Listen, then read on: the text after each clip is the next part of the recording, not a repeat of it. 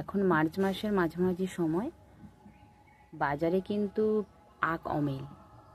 আমার ছাদ বাগানে এখনও আখ আছে, আর সেটাই আজকে আপনাদের দেখাবো। এই ছোট্ট একটা বালতিতে আমি কয়েক মাস আগে আখের চারা বসিয়েছিলাম।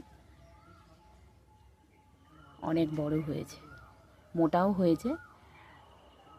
2-4 দিন আগে বৃষ্টি আর শিলাবৃষ্টির বৃষ্টির জন্য আখ গাছের ডগার পাতাগুলো ফেটে গেছে। সেই জন্য আমি এই আখটাকে আর রাখতে চাইছি না, হারভেস্ট করে নেব। আবার এই 2টো আখ গাছ হয়েছে, তার পাশে কিন্তু 4টে টমেটো গাছ আছে।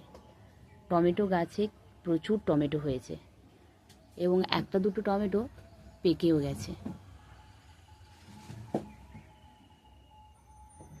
সেই কারণে আমাদের খুব সাবধানে আখটা হারভেস্ট করতে হবে।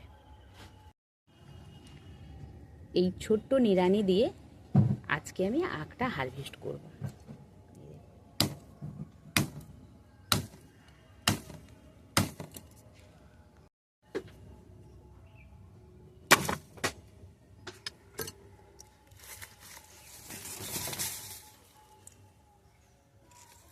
এটা বাঁধা ছিল, এটা খুলে দিচ্ছি।